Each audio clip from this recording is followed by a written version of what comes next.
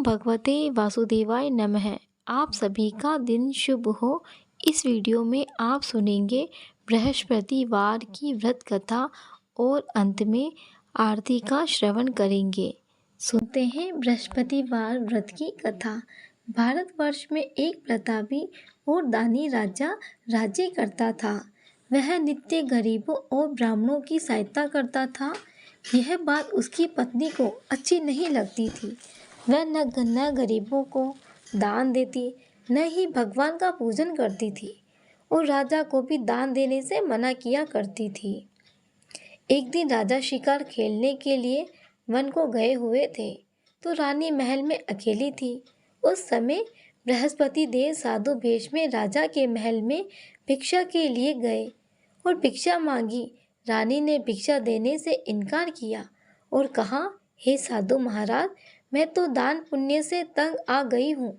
मेरा पति सारा धन लुटाते रहते हैं।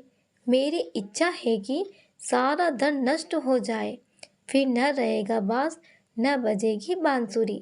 साधु ने कहा, देवी, तुम तो बड़ी विचित्र हो। धन संतान तो सभी चाहते हैं, पुत्र और लक्ष्मी तो पापी के घर भी होनी चाहिए।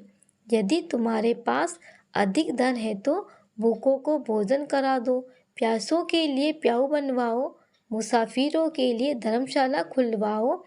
जो निर्धन अपनी कुंवारी कन्याओं का विवाह नहीं कर सकते, उनका विवाह करा दो। ऐसे और कई काम हैं जिनके करने से तुम्हारा यश लोक परलोक में फैलेगा। परंतु रानी पर उपदेश का कोई प्रभाव न पड़ा। वह बोली, महाराज, आप मुझे कुछ न समझाइए। मैं ऐसा धन नहीं चाहती जो हर जगह बांटती फिरती रहूं। साधु ने उत्तर दिया, यदि तुम्हारी ऐसी इच्छा है तो तथास्तु। तुम ऐसा करना कि बृहस्पतिवार को घर लीपकर पीली मिट्टी से अपना सिर धोकर स्नान करना, भट्टी चढ़ाकर कपड़े धोना। ऐसा करने से आपका सारा धन नष्ट हो जाएगा। इतना कहकर वह साधु महाराज वहाँ से आलोप हो गए। साधु के अनुसार कई बातों को पूरा करते हुए रानी को केवल 3 बृहस्पतिवार ही बीते थे कि उसकी समस्त संपत्ति नष्ट हो गई। भोजन के लिए राजा का परिवार तरसने लगा। तब एक दिन राजा ने रानी से बोला कि हे रानी, तुम यही रहो, मैं दूसरे देश को जाता हूँ, क्योंकि यहाँ पर सभी लोग मुझे जानते हैं, इसीलिए मैं कोई छोटा कार्य नहीं कर सकता। ऐसा कहकर राजा परदेश चला गया। वहाँ वह जंगल से लकड़ी काट कर लाता और शहर में बेचता। इस तरह वह अपना जीवन व्यतीत करने लगा। इधर राजा के परदेश जाते ही रानी और दासी दुखी रहने लगी। एक बार जब रानी और दासी को 7 दिन तक बिना भोजन के रहना पड़ा तो रानी ने अपनी दासी से कहा, हे दासी, पास ही के नगर में मेरी बहन रहती है। वह बड़ी धनवान है। तो उसके पास जा, कुछ ले आ, ताकि थोड़ी बहुत गुजर बसर हो जाए। दासी रानी की बहन के पास गई। उस दिन गुरुवार था और रानी की बहन उस समय बृहस्पतिवार व्रत की कथा सुन रही थी। दासी ने कहा कि बहन अपनी रानी का संदेश दिया, लेकिन रानी की बड़ी बहन ने कोई उत्तर नहीं दिया। जब दासी को रानी की बहन से कोई उत्तर नहीं मिला तो वह बहुत दुखी हुई और उसे क्रोध भी आया। दासी ने वापस आकर रानी को सारी बात बता दी। सुनकर रानी ने अपने भाग्य को कोसा। उधर रानी की बहन ने सोचा कि मेरी बहन की दासी आई थी, परंतु मैं उसे नहीं बोली, इससे वह बहुत दुखी हुई होगी। कथा सुनकर और पूजन समाप्त करके वह अपनी बहन के घर आई और कहने लगी, हे बहन, मैं बृहस्पतिवार का व्रत कर रही थी। तुम्हारी दासी मेरे घर आई थी, परंतु जब तक कथा होती तब तक न तो उठते हैं न ही बोलते हैं, इसीलिए मैं नहीं बोली। कहो दासी, क्यों गई थी? रानी बोली, बहन, तुमसे क्या छिपाऊं, हमारे घर में खाने तक का अनाज नहीं था। ऐसा कहते कहते रानी की आंखें भर आई। उसने दासी समेत पिछले 7 दिनों में भूखे रहने तक की बात अपनी बहन को विस्तार पूर्वक सुना दी। रानी की बहन बोली, देखो बहन, भगवान बृहस्पति देव सबकी मनोकामनाएं को पूर्ण करते हैं। देखो, शायद तुम्हारे घर में अनाज रखा हो। पहले तो रानी को विश्वास नहीं हुआ, पर बहन के आग्रह करने पर उसने अपनी दासी को अंदर भेजा तो सचमुच अनाज से भरा एक घड़ा मिल गया। यह देखकर दासी को बड़ी हैरानी हुई। दासी रानी से कहने लगी, हे रानी, जब हमको भोजन नहीं मिलता तो हम व्रत ही करते हैं, इसीलिए क्यों न इसे व्रत और कथा की विधि पूछ ली जाए ताकि हम भी व्रत कर सके। तब रानी ने अपनी बहन से बृहस्पतिवार व्रत के बारे में पूछा।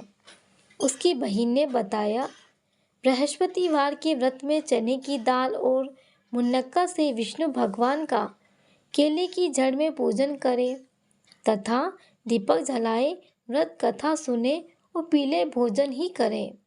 इससे बृहस्पति देव प्रसन्न होते हैं। व्रत और पूजन विधि बताकर रानी की बहन अपने घर को लौट गई। 7 दिन के बाद जब गुरुवार आया तो रानी और दासी ने व्रत रखा। गुड़साल में जाकर चना और गुड़ लेकर आई। फिर उससे केले की जड़ तथा विष्णु भगवान का पूजन किया।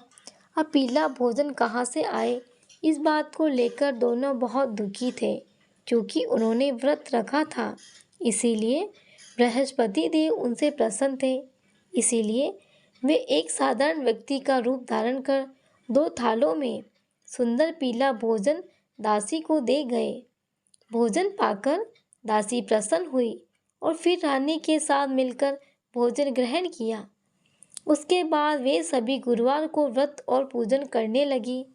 बृहस्पति भगवान की कृपा से उनके पास फिर से धन संपत्ति आ गई, परंतु रानी फिर से पहले की तरह आलस्य करने लगी। तब दासी बोली, देखो रानी, तुम पहले भी इस तरह करती थी। तुम्हें धन रखने में कष्ट होता था, इस कारण सभी धन नष्ट हो गया, और जब धन भगवान ने वापस दिया है तो तुम फिर से आलस कर रही हो। रानी को समझाते हुए दासी कहती है कि बड़ी मुसीबतों के बाद हमने यह धन पाया है, इसीलिए हमें दान पुण्य करना चाहिए, भूखे मनुष्य को भोजन कराना चाहिए और धन को शुभ कार्यों में खर्च करना चाहिए, जिससे तुम्हारे कुल का यश बढ़ेगा, स्वर्ग की प्राप्ति होगी और पितृ प्रसन्न होंगे। दासी की बात मानकर रानी अपना धन शुभ कार्यों में खर्च करने लगी, जिससे पूरा नगर में उसका यश फैलने लगा। बृहस्पतिवार व्रत कथा के बाद श्रद्धा के साथ आरती की जानी चाहिए। इसके बाद प्रसाद बांटकर उसे ग्रहण करना चाहिए। एक दिन राजा दुखी होकर जंगल में एक पेड़ के नीचे आसन जमाकर बैठ गया। वह अपनी दशा को याद करके व्याकुल होने लगा। बृहस्पतिवार का दिन था। एकाएक उसने देखा कि निर्जन वन में एक साधु प्रकट हुए। वह साधु वेश में स्वयं बृहस्पति देव थे। लकड़हारे के सामने आकर बोले, लकड़हारे, इस सुनसान जंगल में तू चिंता मग्न में क्यों बैठा है? लकड़हारे ने दोनों हाथ जोड़कर प्रणाम किया और उत्तर दिया, महात्मा जी, आप सब कुछ जानते हैं, मैं क्या कहूँ? यह कहकर रोने लगा। साधु को अपनी आत्मकथा सुनाई। महात्मा जी ने कहा, तुम्हारी स्त्री ने बृहस्पति के दिन बृहस्पति भगवान का निरादर किया है, जिसके कारण रुष्ट होकर उन्होंने तुम्हारी यह दशा कर दी है। अब तुम चिंता को दूर करके मेरे कहने पर चलो तो तुम्हारे सब कुछ नष्ट दूर हो जाएंगे। कष्ट भगवान पहले से भी अधिक संपत्ति देंगे। तुम बृहस्पति के दिन कथा किया करो। 2 पैसे के चने मुनक्का लाकर उसका प्रसाद बनाओ। शुद्ध जल से लोटे में शक्कर मिलाकर अमृत तैयार करो। कथा के पश्चात अपने सारे परिवार और सुनने वाले प्रेमियों में अमृत तथा प्रसाद बांटकर आप भी ग्रहण करो। ऐसा करने से भगवान तुम्हारी सभी मनोकामनाएं पूरी करेंगे। साधु के ऐसे वचन सुनकर लकड़हारा बोला, हे प्रभु, मुझे लकड़ी बेचकर इतना पैसा नहीं मिलता जिससे भोजन के उपरांत कुछ बचा सकूं। मैंने रात्रि में अपनी स्त्री को व्याकुल देखा है। मेरे पास कुछ भी नहीं जिससे मैं उसकी खबर मांग सकूं। साधु ने कहा, लकड़हारे, तुम किसी बात की चिंता मत करो। बृहस्पति के दिन तुम रोजाना की तरह लकड़ियां लेकर शहर को जाओ। तुमको रोज से दुगुना धन प्राप्त होगा, जिससे तुम भली भांति भोजन कर लोगे तथा बृहस्पति देव की पूजा का सामान भी आ जाएगा। इतना कहकर साधु अंतर्ध्यान हो गए। धीरे धीरे समय व्यतीत होने पर फिर वही बृहस्पतिवार का दिन आया। लकड़हारा जंगल से लकड़ी काटकर किसी शहर में बेचने गया। उसे उसी दिन और दिन से अधिक पैसा मिला। राजा ने चना गुड़ आदि लाकर गुरुवार का व्रत किया। उस दिन से उसके सभी कलेश दूर हुए। परंतु जब दोबारा गुरुवार का दिन आया तो बृहस्पतिवार का व्रत करना भूल गया। इस कारण बृहस्पति भगवान नाराज हो गए। उस दिन उस नगर के राजा ने विशाल यज्ञ का आयोजन किया तथा शहर में यह घोषणा करा दी कि कोई भी मनुष्य अपने घर में भोजन न बनावे, न आग जलावे। समस्त जनता मेरे यहाँ भोजन करने आवे। इस आज्ञा को जो न मानेगा उसे फांसी की सजा दी जाएगी। इस तरह की घोषणा संपूर्ण नगर में करवा दी गई। राजा की आज्ञा के अनुसार शहर के सभी लोग भोजन करने गए, लेकिन लकड़हारा कुछ देर से पहुंचा। राजा की आज्ञा के अनुसार शहर के सभी लोग भोजन करने गए, लेकिन लकड़हारा कुछ देर से पहुंचा। इसीलिए राजा उसको अपने साथ घर लेकर गया और ले जाकर भोजन करा रहा था तो रानी की दृष्टि उस खूंटी पर पड़ी जिस पर उसका हार लटका हुआ था। वहां पर दिखाई नहीं दिया। रानी ने निश्चय किया कि मेरा हार इस मनुष्य ने चुरा लिया। उसी समय सिपाहियों को बुलाकर उसको कारागार में डलवा दिया। जब लकड़हारा कारागार में पड़ गया, बहुत दुखी होकर विचार करने लगा कि न जाने कौन से पूर्व जन्म के कर्म से मुझे यह दुख प्राप्त हुआ। उसी साधु को याद करने लगा जो कि जंगल में मिला था। उसी समय तत्काल बृहस्पति देव साधु के रूप में प्रकट हुए। उसकी दशा को देखकर कहने लगे, अरे मूर्ख, तूने बृहस्पति देव की कथा नहीं करी, इस कारण तुझे दुख प्राप्त हुआ है। अब चिंता मत कर। बृहस्पतिवार के दिन कारागार के दरवाजे पर 4 पैसे पड़े मिलेंगे। उनसे तू बृहस्पति देव की पूजा करना, तेरे सभी कष्ट दूर हो जाएंगे। बृहस्पतिवार के दिन उसे 4 पैसे मिले। लकड़हारे ने कथा कही। उसी रात्रि को बृहस्पति देव ने उस नगर के राजा को स्वप्न में कहा, हे राजा, तुमने जिस आदमी को कारागार में बंद कर दिया है वह निर्दोष है, वह राजा है, उसे छोड़ देना। रानी का हार उसी खूंटी पर लटका है। अगर तू ऐसा नहीं करेगा तो मैं राज्य को नष्ट कर दूंगा। इस तरह रात्रि के स्वप्न को देखकर राजा प्रातःकाल उठा और खूंटी पर हार देखकर लकड़हारे को बुलाकर क्षमा मांगी तथा लकड़हारे को योग्य सुंदर वस्त्र आभूषण देकर विदा कर दिया। बृहस्पति देव की आज्ञा के अनुसार लकड़हारा अपने नगर को चल दिया। राजा जब अपने नगर के निकट पहुंचा तो उसे बड़ा आश्चर्य हुआ। नगर में पहले से अधिक बाग, तालाब, कुएं तथा बहुत सी धर्मशाला, मंदिर आदि बन गई। राजा ने पूछा, यह किसका बाग और धर्मशाला है? तब नगर के सब लोग कहने लगे, ये सब रानी और बांदी के हैं। तो राजा को आश्चर्य हुआ, गुस्सा भी आया। तब रानी ने यह खबर सुनी कि राजा आ रहे हैं, तो उन्होंने बांदी से कहा कि हे दासी, देख राजा तुमको कितनी बुरी हालत में छोड़ गए थे। हमारी ऐसी हालत देखकर वह लौट न जाए, इसीलिए तू दरवाजा पर खड़ी हो जा। आज्ञा के अनुसार दासी दरवाजे पर खड़ी हो गई। राजा आए तो उन्हें अपने साथ लीवा आई। तब राजा ने क्रोध करके अपनी रानी से पूछा कि यह धन तुम्हें कैसे प्राप्त हुआ? तब उन्होंने कहा, हमें यह सब धन बृहस्पति देव के व्रत के प्रभाव से प्राप्त हुआ है। राजा ने निश्चय किया कि 7 रोज बाद तो सभी बृहस्पति देव का पूजन करते हैं, परंतु मैं प्रतिदिन दिन में 3 बार कहानी तथा रोज व्रत किया करूँगा। अब हर समय राजा के दुपट्टे में चने की दाल बंधी रहती है तथा दिन में 3 बार कहानी कहता। हर रोज राजा ने विचार किया, चलो अपनी बहन के यहाँ हो आवे। इस तरह निश्चय कर राजा घोड़े पर सवार हो अपनी बहन के यहाँ को चलने लगा। मार्ग में उसने देखा कि कुछ आदमी मुर्दे को लिए जा रहे हैं। उन्हें रोककर राजा कहने लगा, अरे भाइयों, मेरी बृहस्पति देव की कथा सुन लो। वे बोले, लो हमारा तो आदमी मर गया है, इसको अपनी कथा की पड़ी है।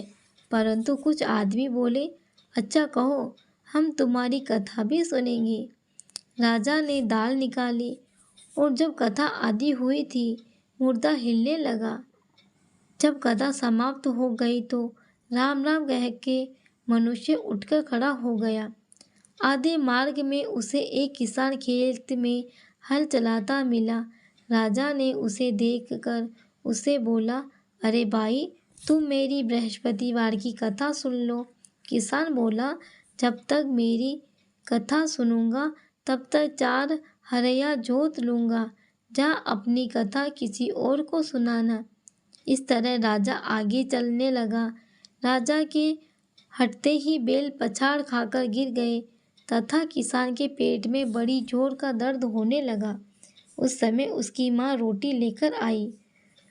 उसने जब यह देखा तो अपने पुत्र से सब हाल पूछा और बेटे ने सभी हाल कह दिया। तो बुढ़िया दौड़ी दौड़ी उस घुड़सवार के पास गई और उसने बोली कि मैं तेरी कथा सुनूंगी, तू अपनी कथा मेरे खेत पर चलकर ही कहना। राजा ने बुढ़िया के खेत पर जाकर कथा कही, जिसके सुनते ही वह बैल उठ खड़ा हुआ। किसान का पेट का दर्द भी बंद हो गया। राजा अपनी बहन के घर पहुंचा। बहन ने भाई को खूब मेहमानी की। दूसरे रोज प्रातःकाल राजा जगा। वह देखने लगा कि सब लोग भोजन कर रहे हैं। राजा ने अपनी बहन से कहा, ऐसा कोई मनुष्य है जिसने भोजन नहीं किया हो? मेरी बृहस्पतिवार की कथा सुन ले। बहन बोली, हे भैया, यह देश ऐसा ही है कि पहले यहाँ लोग भोजन करते हैं, बाद में अन्य काम करते हैं। अगर कोई पड़ोसन में हो तो देख आऊं। वह ऐसा कहकर देखने चली गई, परंतु उसे कोई ऐसा व्यक्ति नहीं मिला जिसने भोजन न किया हो। अतः वह एक कुम्हार के घर गई जिसका लड़का बीमार था। उसे मालूम था कि उनके यहाँ 3 रोज से किसी ने भोजन नहीं किया है। रानी ने अपने भाई की कथा सुनाने के लिए भोजन कुम्हार के घर से तैयार हो गया। राजा ने जाकर बृहस्पतिवार की कथा कही, जिसको सुनकर उसका लड़का ठीक हो गया। अब तो राजा की प्रशंसा होने लगी। एक रोज राजा ने अपनी बहन से कहा कि हे बहन, हम अपने घर को जाएंगे, तुम भी तैयार हो जाओ। राजा की बहन ने अपनी सास ने कहा, हाँ चली जा, परंतु अपने लड़कों को मत ले जाना, क्योंकि तेरे भाई की कोई औलाद नहीं है। बहन ने अपने भाई से कहा, हे भैया, मैं तो चलूँगी, पर कोई बालक नहीं जाएगा। राजा बोला, जब कोई बालक नहीं चलेगा तब तुम क्या करोगी? बड़े दुखी मन से राजा अपने नगर को लौट आया। राजा ने अपनी रानी से कहा, हम निर्वंशी हैं, हमारा मुँह देखने का धर्म नहीं है और कुछ भोजन आदि नहीं किया। रानी बोली, हे प्रभु, बृहस्पति देव ने हमें सब कुछ दिया है, वह हमें औलाद अवश्य देंगे। उसी रात को बृहस्पति देव ने राजा से स्वप्न में कहा, हे राजा, उठ, सभी सोच त्याग, तेरी रानी गर्भ से है। राजा की यह बात सुनकर बड़ी खुशी हुई। 90 महीने में उसके गर्भ से एक सुंदर पुत्र पैदा हुआ। तब राजा बोला, हे रानी, स्त्री बिना भोजन के रह सकती है, पर बिना कहे नहीं रह सकती। जब मेरी बहन आवे तुम उनसे कुछ कहना मत। रानी ने सुनकर हाँ कर दिया। जब राजा की बहन ने यह शुभ समाचार सुना तो वह बहुत खुश हुई। बधाई लेकर अपने भाई के यहाँ आई। तभी रानी ने कहा, घोड़ा चढ़कर तो नहीं आई, गधा चढ़ी आई। राजा की बहन बोली, भाभी, मैं इस प्रकार न कहती तो तुम्हें औलाद कैसे मिलती। बृहस्पति देव ऐसे ही जैसे जिनके मन में कामनाएं हैं सभी को पूर्ण करते हैं। जो सद्भावना पूर्वक बृहस्पतिवार का व्रत करता है एवं कथा पढ़ता है अथवा सुनता है, दूसरों को सुनाता है, बृहस्पति देव उसकी सभी मनोकामनाएं पूर्ण करते हैं। भगवान विष्णु की आरती का श्रवण करते हैं। ओम जय जगदीश हरे, स्वामी जय जगदीश हरे। भक्त जनों के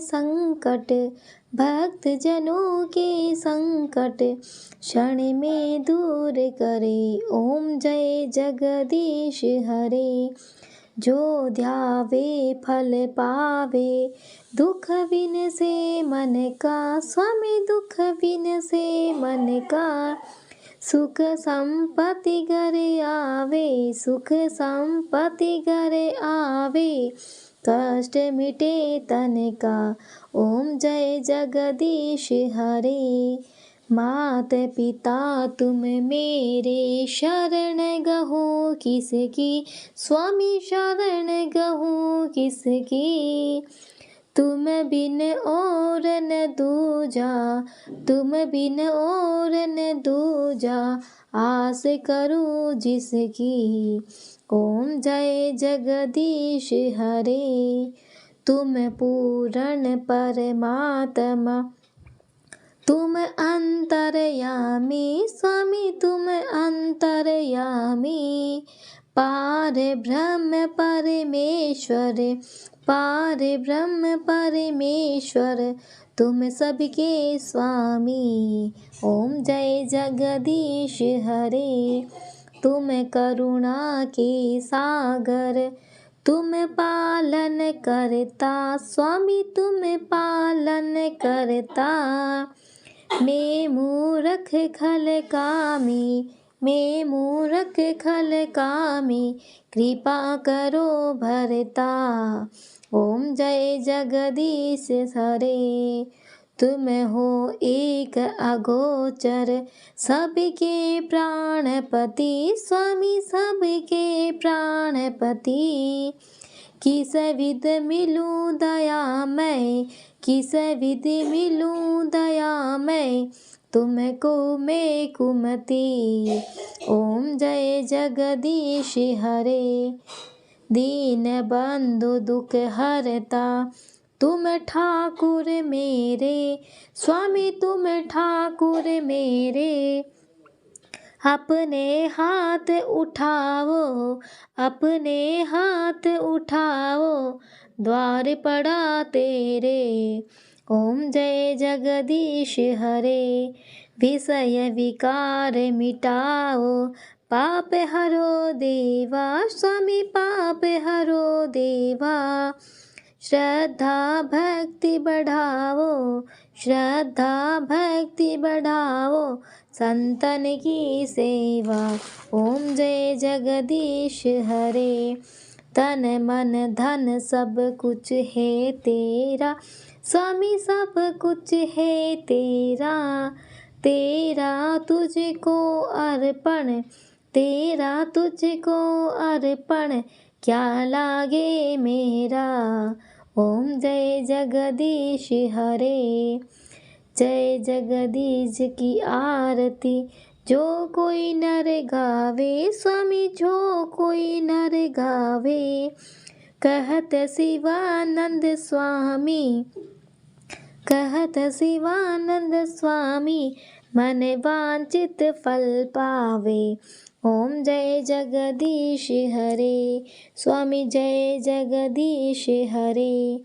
आप सभी को यह वीडियो पसंद आया हो तो प्लीज़ इस वीडियो को लाइक करें, शेयर करें, सब्सक्राइब करें। आप सभी का बहुत बहुत